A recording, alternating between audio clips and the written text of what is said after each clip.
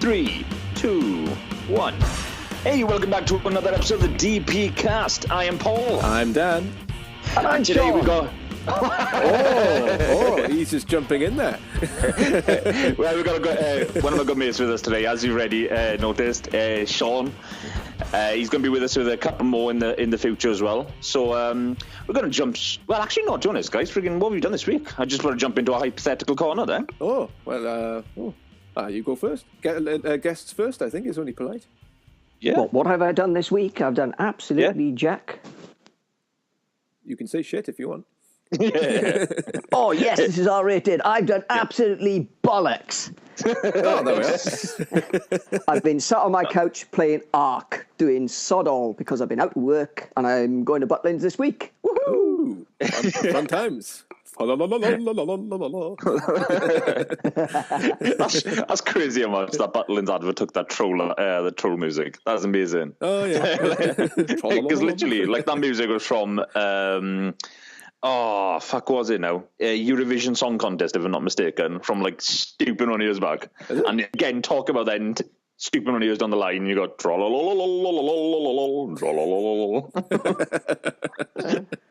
That's pretty good. Anyways, guys, I say, because literally I've done absolutely bollocks to myself, and all beyond work, I've done jack shit. So, Dan, unless you've literally done more than what we have, I say we get into hypothetical corner. Well, guys, you know what? Yeah, me too. Fuck off. It's been a boring week. Yeah, pretty much. I watched a few films, and that's about it, really. So. Yeah. I watched the original, I think it's Japanese, the Japanese version of The Ring, the original. Shat myself. And that's about it, really. I've never... don't like horrors at all. No. I'm with Sean on this one. I've never actually watched The Ring. No? And I've... Either version? Well, say it again. Either version, American or Japanese? I think it's Japanese. Dude, It's either Japanese or Korean. So.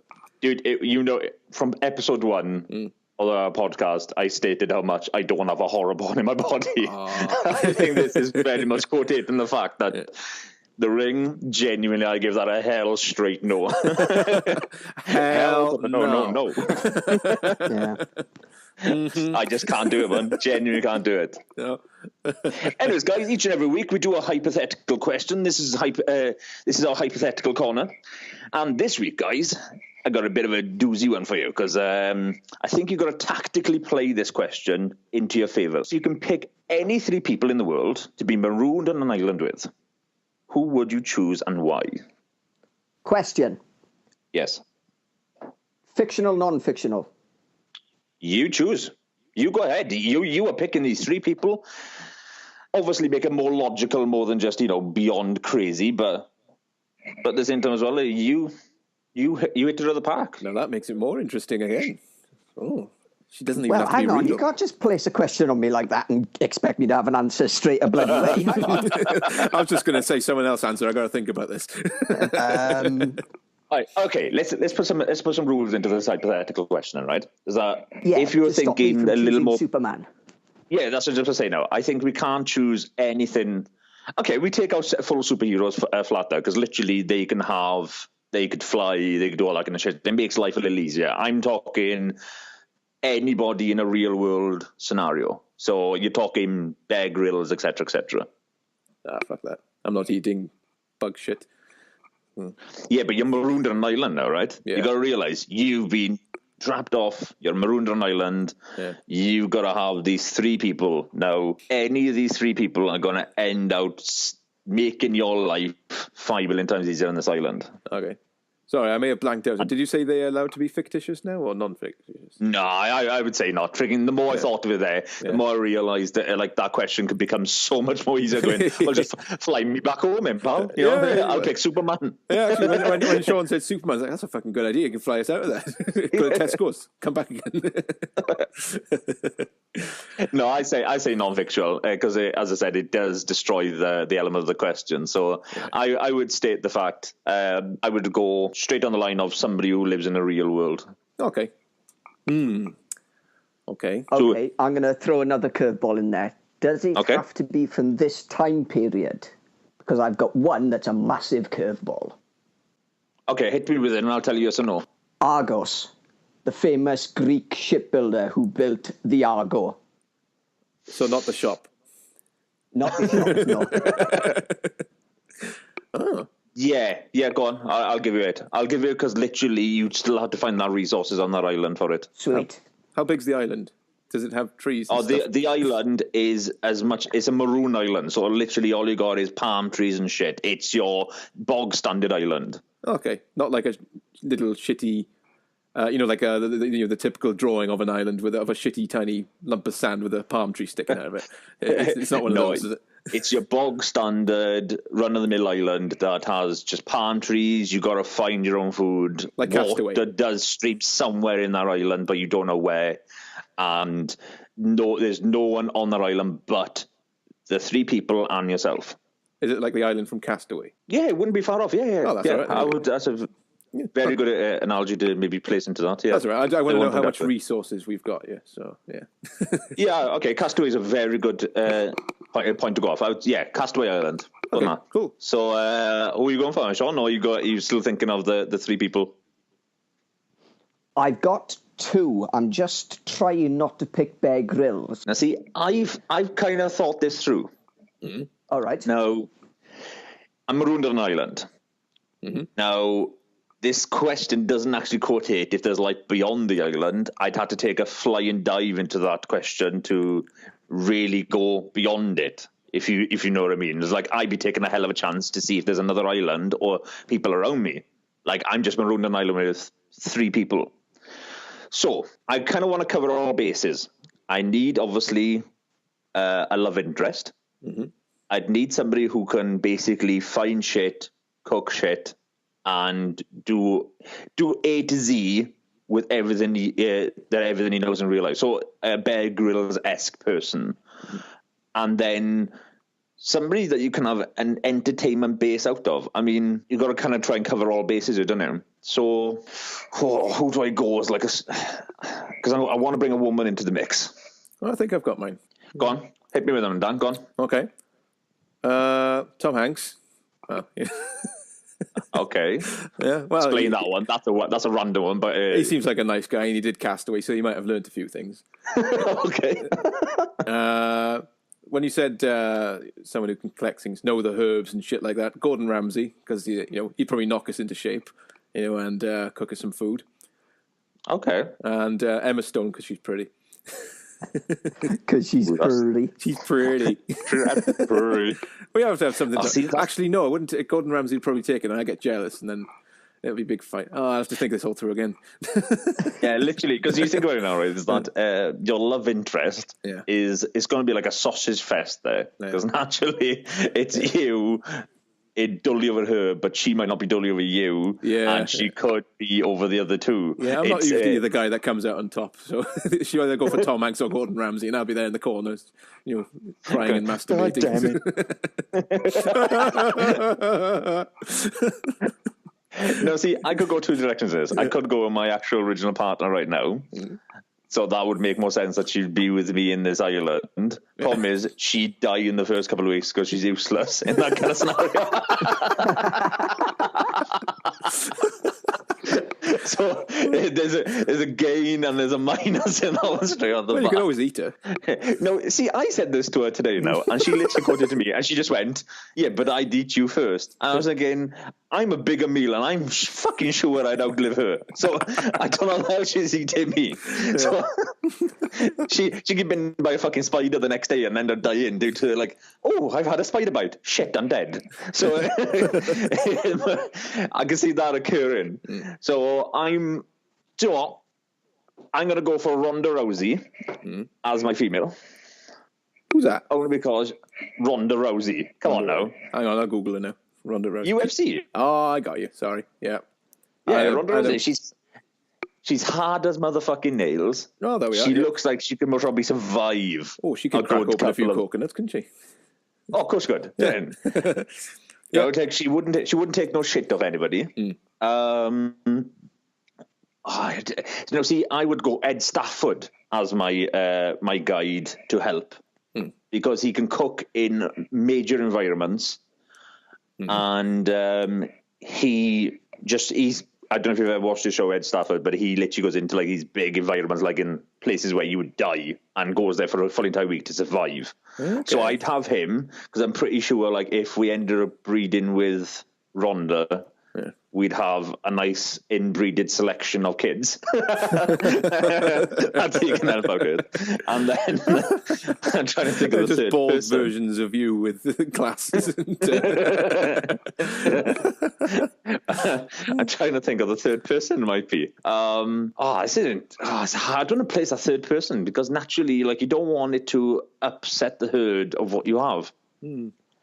Gordon Ramsay's not a bad fucking shout. Yeah, I'm thinking Gordon Ramsay because he's a hard bastard. Do you want me to jump in with mine? Or? Oh, yeah, go for it, man. Go on. Right, my three, like I said earlier, the first one is Argo. Okay. Big mythical shipbuilder. So he's going to be there to build us a boat to get us the fuck out of Dodge and back to civilization. Because I couldn't survive on a desert island without my Xbox and my telly. Okay, I see that. I see it. I'm going to have to go with Bear Grylls just because he's going to be the one that builds a camp. He knows how to make fire out of rubbing two bits of shit together, all that nonsense. So he's going to be there to keep us alive. Argo is there to build a boat to get us out. And for the third option, I'm going to pick Morgan Freeman to narrate everything. Sean, you beautiful bastard. You have thought this motherfucker out. I needed 2 minutes. Bear Grylls is rubbing two pieces of shit together. My third guy is going to be Noah. Damn you, Paul. Noah's going to be my third guy. And the reason for that bracket is that he can literally live... he can build me a motherfucking boat. As I said, if shit went sideways, he's a carpenter. So it means he can build us a house if we do end up making a civilization on that island. If not, we can build a boat because God's going to give him some supplies. If you're going for Noah, if you're going for carpenters, I'm going for Jesus then. That's a hell of a fucking shout. What are you thinking? Jesus walks you back to civilization while he's walking on water with water on his shoulders. He could just fuck off and leave us there, couldn't he? I genuinely think you're missing the massive point with Jesus on this one, right? I think Dan's hit on the fucking nail. You would be rat-assed every fucking night. He can turn water into wine. Yeah. Or you just walk across the water and fuck off. Yeah, you could do that too. Or you could literally turn bread, as the quotated message goes, you can turn one fish into plenty of fish. Yeah. Do you know? So you can literally make one fish into a dating site. Yeah. See what you did there. But at the same time as well, that's a hell of a fucking shout, genuine. Like, if you're going off what Jesus probably quoted, broke your ankle, he'd end up helping you. Supposedly you can mend that kind of stuff. Yeah. Damn it, I wish I went fucking Jesus now. God damn it. God damn it, Dan is allowed Jesus, but I'm not allowed Superman.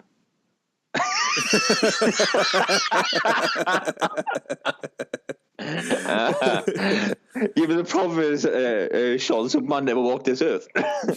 See, this is where Dan's one is literally going on a hell of a shout of that. You go, okay, he's got Jesus. All that he knows about Jesus is all just a story. Can you imagine this guy called Jesus who turns up on the desert on his island with him, and you go, come on, Emal, come on, get us fish, get us wine. I'm sorry, pal. They're all stories. It just turns out he's what are you on about? It just turns out he's a very good magician of his time, but in this day he's a shit magician. Yeah. All he pretty much got is a modern day Darren Brown. Yeah, pretty much. I can stand Who's in this fucking useless too. Yeah, I can stand in this glass box for 48 hours. If that's it. If that's any use to you. No, it's not Jesus. Oh. Fuck off, Jesus. God damn you, Jesus. You've been all lies to us. Right then, guys, I think we covered that one quite well. I think to be honest, Sean went on the element of going out and looking for more civilization. I went with basically breeding with Rhonda, and you, Dan, you went on the point that you hope to God that Jesus is what he says he is. So basically, in conclusion, I'm going with Tom Hanks, Emma Stone, and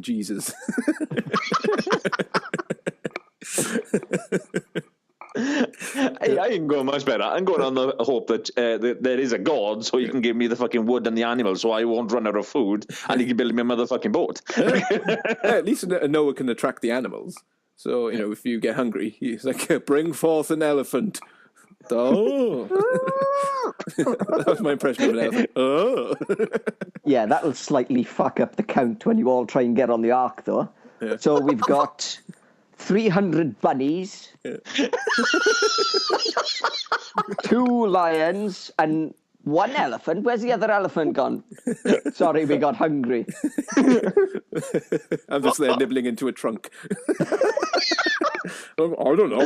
No, at that point, you've literally got like cutlery made out of ivory. Yeah.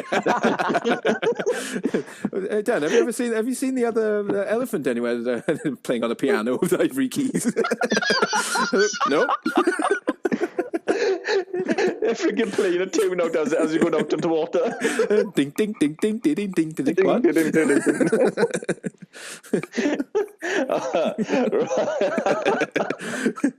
Right then. On that note, I say we go on to the latest news this week. Okay. And to be honest, guys, this one was a little bit flabbergasting because the one thing that I was quite shocked with NASA, they'd done a press conference this week and they announced that they discovered 7 new planets, Earth-like planets at that, 40 light years away. Now, what is intriguing about this is that everybody knows the abbreviation of NASA is never a straight answer. And it's quite shocking. They've come out actually stating there's a possibility of life 40 light years away. Now, are they drip feeding us what possibly might be? Or do they already know more than what they already make it out to us? What do you guys feel? I reckon that information's a load of nonsense. In what fashion? Well, NASA is stating that there are 7 new Earth-like planets 40 light years away. Yeah. We can't even get to the moon anymore. How the hell are we going to get 40 light years away? Yes, there is that. Now, there's 2 brackets to this one, all right? Does that mean we're building the Star Trek Enterprise? You need to find some way of traveling faster than the speed of light first. So, otherwise... I'm pretty sure we've already found that out. It's just they haven't led it on to us yet. I think they need to build the Enterprise first, and then we accidentally place it on so nobody knows about it. Like, oh, where did this come from? So, we just happen to have one under the top over here. And have the random Scottish guy in the back going, "I'm giving it all she's got, Captain." Can I finally use it, Captain? So you don't believe that is actually what they quoted then? Don't get me wrong. I am a firm believer that there is intelligent life somewhere in the universe. What I'm against is NASA putting out this information. Why? Why give us... I'm with that. Right, there's planets out there. Fine. Until I can get an alien in my living room, what's it going to do with me? It's not as if it's going to be on the next big fat quiz of the year, is it? Right, okay. I can get where you're coming from, right? But what if they're doing this? Now, we've always known, as I've just quoted, the abbreviation of NASA is a never a straight answer, so why are they giving us this random information?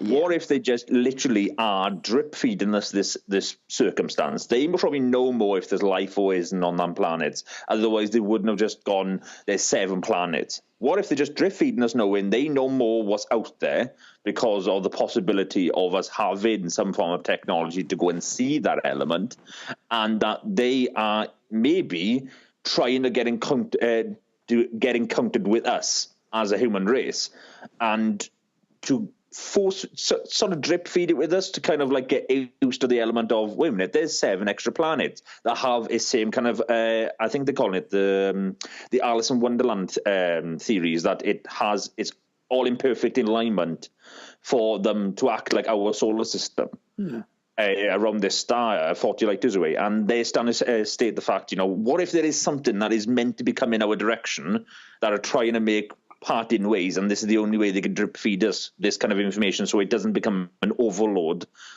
and people don't go, oh shit, there's aliens. They sort of can be slowly force fed it and see how they deal with the scenario. Okay. You know where I'm coming from, like? Yeah. I can see where you're going, yeah. But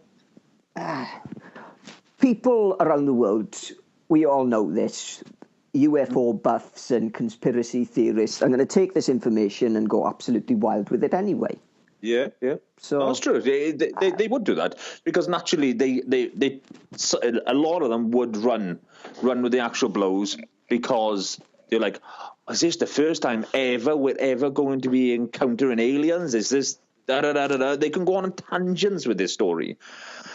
To me, there's a lot of stuff that could go wrong with this information coming out because where do they go from here? I think that's where you're trying to go on the same light there, Sean, is that firstly, why do we need it? And secondly, where do we go from that bracket? As you said, we have to what we can go down to the line of. We have nothing that can go that distance. I mean, they are talking about new rocket engines, but them new rocket engines supposedly will only take us to Mars. I mean, these things are 40 light years away from us here. So I don't know. It's a weird one to me. And I think I remember a podcast I was listening to ages back, and they were like, I'm fucking pissed off with NASA. The way they quoted that these planets outside Pluto that have these rocky structures with water, gases, etc., etc., etc. And he goes, how is it that they can change these environments on these planets through a fucking monthly, weekly base if they really wanted to? I'm pretty much sure he goes, the next time I hear of NASA, they're going to tell me there's fucking, there's marshmallows underneath the rocky surface of God knows what planet. Because I'm convinced they could lob us any quotes of what these planets beyond our solar system actually withtain. Yeah. And how do we know there's Earth-like scenarios on these planets? Earth-like scenarios, to me, would be gravity on these planets. Does that assume they have them? No. So how can they quotate that? Well, I think they have ways of detecting what kind of gases and stuff are on planets. I can't remember. I think I watched a documentary about it. I know how they can tell if a sun has planets orbiting around it, because it has something to do with... what's the name of the thing now? It's you know how a train goes past, it sounds higher and then goes deeper the other way. What's it called now? Oh yeah, I know you got it. It's like I don't remember the name myself, but I know what you're talking about, because naturally it's sort of like to know what the terrain is of a place. You try to get a bit of an idea of how the planet would look or how it would react in certain elements, and that's how you know water spirits. I understand that element and the way some pH levels you'd notice from heat levels, etc., etc., etc. I can understand that, right? But we're still not on that planet. I mean, we're looking at it from a distance. I mean, if people look from our planet from the outside in, would they quotate the exact same thing that is on our planet right now without coming down and looking at our planet as a whole? Because as an outside looking in, we are, what was it, 80, 70% worth of water? Yeah. From an outside, they're just going to look land, water. You come in, we are a society of people who have overgrown our own planet. And that's what we are as a whole. But yet, how can we tell that in another planet? What, light years and light years and light years away from us? It's a bit flabbergasting to me in this one. I have to agree with Sean, is that there is no... I understand. I like the fact that they possibly come with information. I just wish they came out with a bit more of a structure going, well, this is what we're doing next. It's kind of like they've lobbed it out, and it does feel a little drip forced of going, look, there's more planets. No shit, we kind of knew that. Yeah. But, let's tell us a little, tell us a little more why you're looking into these planets. Yeah. Why have you found these planets? How have they come across? Yeah. Why are we intriguing about them? Do we have a sort of ship? Do we even be looking into that distance? Yeah. I think it leads more questions than it gives us answers. Yeah, I'm a bit skeptical about it myself, to be honest. It's like, I think the news is what it is. They've come up with the theory that there are 7 planets that could possibly support life. And that's it, to be honest. That's all they know. Because they have found planets before, and I think it's just, the number's just gone up to 7 now, hence the news. So I wouldn't read too much into it. I think they've just got the information from however they discover planets. And they go, now we've got 7. Let's release that to the press. And that's it, really, to be honest. I don't think there's nothing they can do about it. I think it's just kind of just interesting news, and that goes in the science section, so... No, I could agree with you. I think it comes down to the bracket as well. Only, I think it was the early start of this year to maybe the late start of last, and that Turkey had a UFO sighting or went over. I'm sure it was about 7 cities, 11 towns, if I can remember correctly, and it went viral media over Twitter called "Attack to Turkey UFO." I'm sure it was around that bracket, the hashtag was, and it went to the top 20 of Twitter. Now that takes something to do in a worldwide Twitter scenario. Now I don't know. Then it got taken down by the time I'd found out about it, and then got replaced back up by the YouTube site that I listened to. Now, there was no sightings of this on Sky or, Sky News or any news articles beyond it, and this was a viral media element that occurred, yet nothing was made newsworthy of it. What is shocking since how much people knew about it, yet this NASA stuff, you can't go to any website, you can't go to any Facebook site, you can't go to any Twitter site without finding information about these new 7 planets. And why is that? Is because naturally how much they force feed us the stuff we want to hear, not the stuff that we'd actually seen with our own eyes and not giving us answers for it. And I think that's when, as I quoted again, is that NASA is always been known for that abbreviation of never a straight answer. Because they can't give you the answers that you want in any form of circumstance. Yeah. It's not facts, though, is it? It's more speculation. It is, yeah, it is. It totally is. I think that's the thing with news. They can't, unless they got facts and stuff, unless there's a special segment in the news report about, have a look at this interesting article about this and that, that leaves it open to interpretation. But I think there's a thing where they have to get their facts straight before they can publish something or announce something. Yeah. So when it comes to flying saucers and lights in the sky, you don't really fucking know. You can't go on the news and say, it's aliens, because you don't know if it's aliens, It's like, even though it looks a shitload like aliens, they don't know. So... No, I can get that. I can totally see where you come from. Yeah. Anyways, I say we get off the subject. I think we covered that very much quite well. Yeah. And I want to go on to the biggest news I think that came out this week was Star Wars. Now, the biggest thing that people have been, well, a lot of fans have been anyways, over the new title called The Last Jedi. Now, people want to know if it's plural, because if it is... It is indeed plural, because it came out in different languages, and the plural... version of the language is in the title, so The Last Jedi is more than one Jedi, so it's not just Luke. What does intrigue me, because naturally that means obviously that means like we might be having a new Jedi through what was her name in the movie in Force Awakens? Rey, that's it. Rey, yeah. Now obviously they got to be making the trilogy of her, yes, and she's obviously going to end up becoming a Jedi. It'd be stupid if they didn't go down that route with her now. But I'm quite intrigued where they take Mark Hamill. Can I become a Jedi? No. Damn it, there goes that free movie. The end. But I'm quite intrigued to see where Mark Hamill takes his character in this one, because we only seen an absolute dabble of him in Force Awakens. Oh, you get a cock tease of Mark Hamill in the last one. It's like just a little. You just get the tip. Yeah, the appetizer. Sean, have you actually? Have you watched Force Awakens yet, or? I have watched Force Awakens. I have yet to see Rogue One. Oh, that's the one. I wasn't sure which one you hadn't seen yet. Yeah. So, sorry, I butted in whilst you were trying to talk. Yeah, I was just basically reinforcing about that Mark Hamill bit at the end. It was almost as if, hello, I'm here as well. Yeah. Just that little bit at the end. Yeah. Don't worry, we're not false advertising. I am here. No, see, yeah, exactly, because he said he was in the movie. Yeah. And I don't think it was him with the metal hand when he was touching R2-D2. Because some people said that was him, and some other people say it isn't. I'm hit and miss on what it could be or not. Yeah, but wouldn't it be, because he put his hand on R2-D2 to put the map in him, didn't he? So I can't see who else it could be. Yeah, I'm with Dan on this. I was firmly under the impression that it was Luke. And it was some people say Luke's lightsaber she was touching when so it would have had Luke's actions, your memories in the lightsaber, because it's his lightsaber, isn't it? So him it would have him putting the hand on R2-D2 then. So that's how I make sense of it anyway. Okay, I can see that point. I can totally see that point. Does that mean, though, that saber becomes hers? Because everyone... Because was that the blue saber that she picked up? I can't remember if it was blue or green. Blue. Wasn't it green? It was the blue. Blue one. Oh, it was blue, wasn't it? Well, that means she is holding his saber then in every poster that she's had. Because the newer posters have her with the blue saber in front of her. So it means she's training with his saber.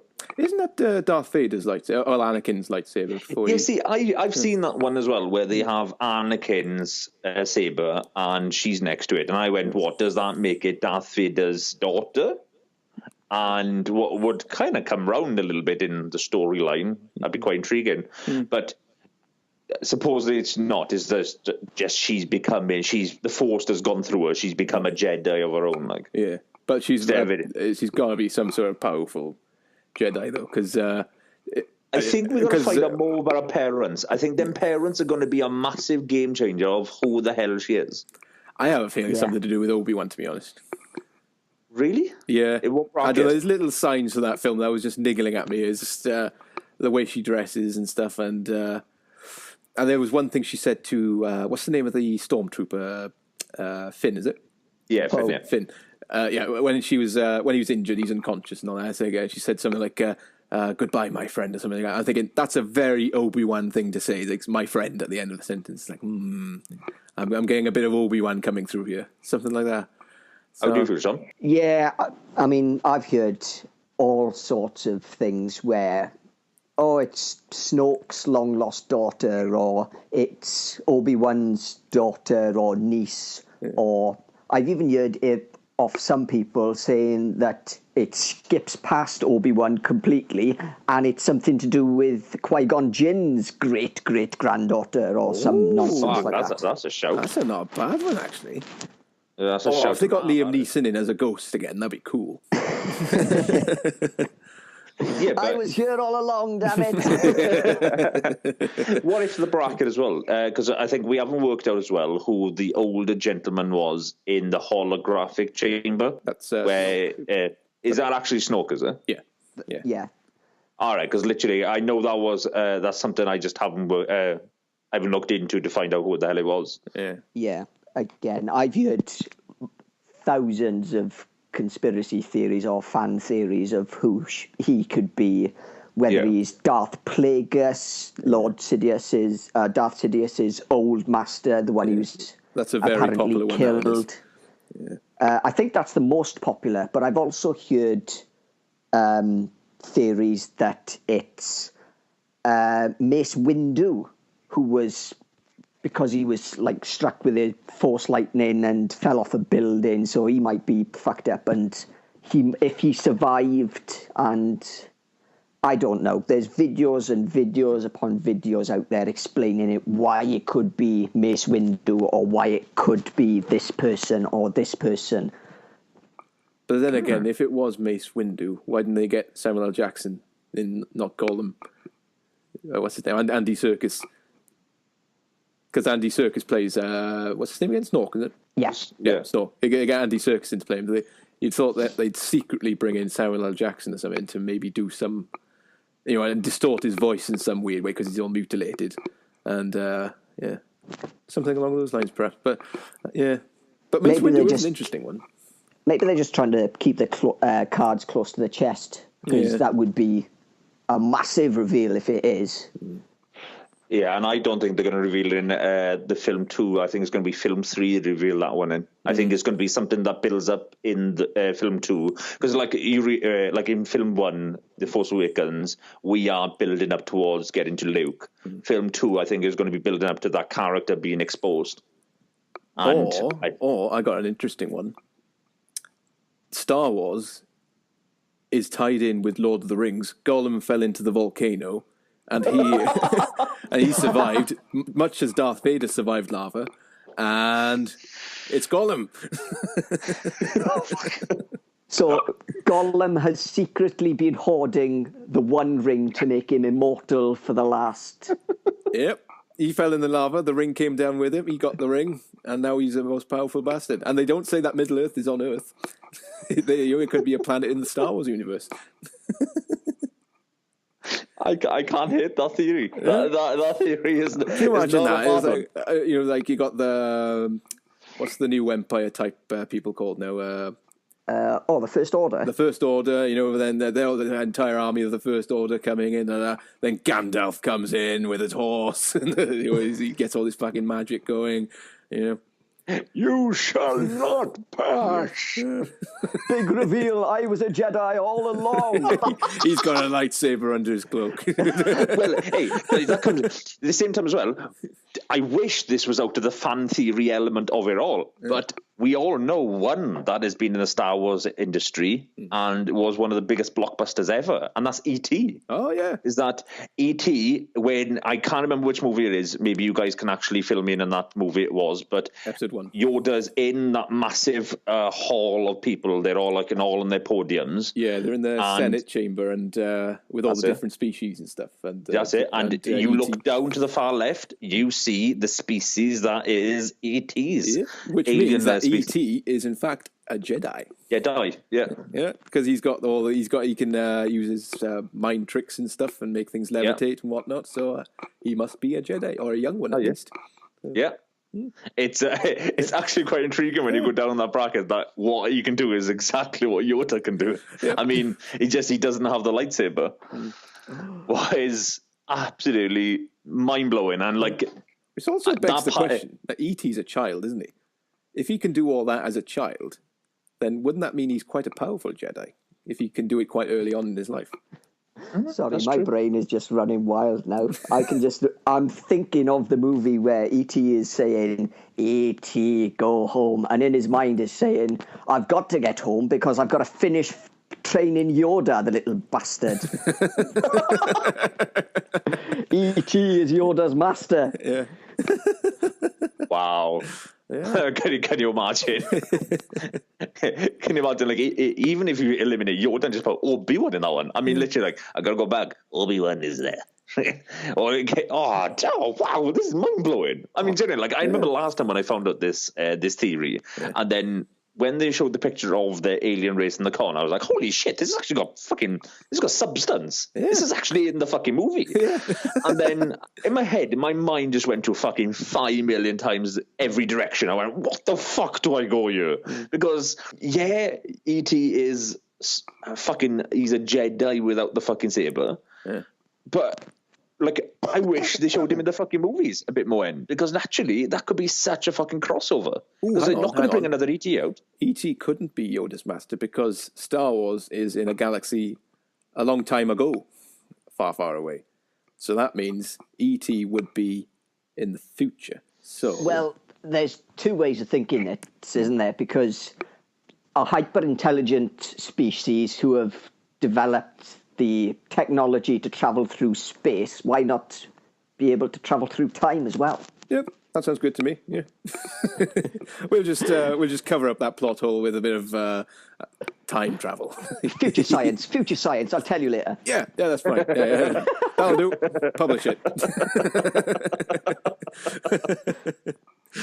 I'm not gonna lie, guys. I think we just made a better Star Wars movie. Yeah. I think we've just plugged every hole and made a bigger one. Yeah. Well, no, it wouldn't be Star Wars anymore. It would be Lord of the Star Wars. No, extraterrestrial Lord of the Star Wars. Lord of the Star Wars phones home.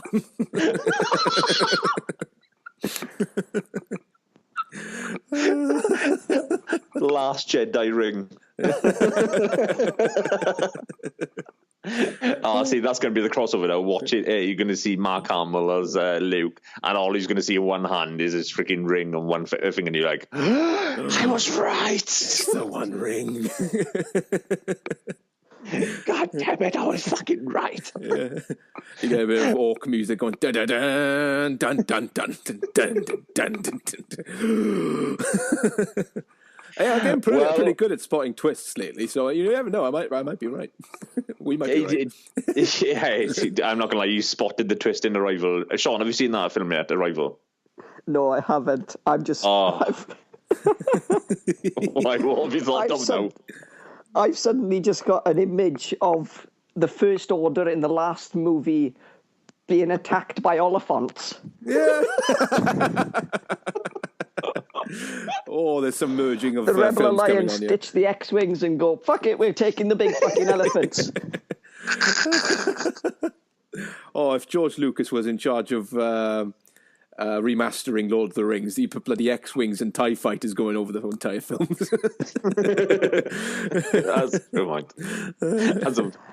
guys, on that same note, how do you feel about the new Han Solo movie? I can't really say much about it. So I've seen the picture, which I say is pretty good casting. Yeah, the picture looks okay. I mean, some of the castings look decent, but how do you feel as the movie as a whole? Do you want this movie in a Star Wars industry? I mean, we're going to get it. It doesn't matter how much we like it or not, but the same time as that, do you really want it? To be honest, I was a bit skeptical about them doing spin-off Star Wars films. I thought, it sounds like they're just milking a cash cow here. And I think they're just going to lack in quality as it goes on. But after seeing Rogue One, which was absolutely outstanding, it's probably one of the best Star Wars films ever. Yeah. I think they could pull it off. I'm interested to see what they come up with. Well, we'll get this in, right? I was talking to one of my friends yesterday, Lars, who does the podcast with Ash for Country Buns, and he fucking despises Rogue One. Really? He said it was possibly the worst pile of shit he's ever fucking watched. Did he go and see Rogue One? What other films were out at the same time? He didn't go and see something else by accident, did he? No, he literally said it was one of the worst movies he's ever touched in, as a Star Wars industry, he said, and he hated the main robot. So it was Rogue One he saw, not Bridget Jones's Baby or something? No, you watched that and you were not a fan of it. That Rogue One was shit. I mean, the part where she had the baby and it was like, oh. What film do you fucking see? No, I was dumbfounded by it. I'm not gonna lie. You know, I loved it. I know I won't go to spoiler territory only because Sean is with us and Sean has not watched it yet. Yes, and yeah, I'm not gonna go anywhere more down that route because I'm a bitch for freaking spoiling shit. So naturally, you are. Mr. Paul, who when you're halfway through a TV series, have you got to the bit where so and so dies yet? No, but thanks for letting me know. I done that with Breaking Bad with it, didn't I? Yes. Oh my God, that what part 2 is it the one where the guy dies? He dies. So he dies, does he? God damn it. I think I give you too much information. I think my gun's too far. Yeah, I'm a bastard in it. Yeah, you are. This, Paul, is why I keep introducing you to TV series and not the other way round. That's a good idea, Sean. I've stopped telling him what TV programs I'm watching until I finished it now, just in case he's watched it already. So I don't want to spoil it for you. I'm not going to give you any spoilers, Dan, but this happens, and this happens. I don't know how you're going to react to this, Dan. I was like, oh, I hate you. Yeah, that sounds a lot like me, to be honest. Yeah. I wish I could say, oh, fuck off, guys, you're talking shit. Or you say something that to you isn't too important, but to me it's like, but I don't need to watch it anymore because you just told me everything. Oh, yeah. So that definitely sounds like it. Yeah. Anyways, guys, and on that note, that is the end of the show. If you want to catch us on Twitter, we are at the DPcasters, capital D, capital P, capital C. If you want to see our podcast on YouTube, search us for DPcast. Otherwise, guys, thank you, Sean, for being with us for this week. And you're very welcome. I hope I can be on again. Yeah, you've been an absolutely amazing on the podcast. Genuinely, we can't wait to have you on in future casts. Yeah. Otherwise, I will catch your ass next week. So long, folks. Bye.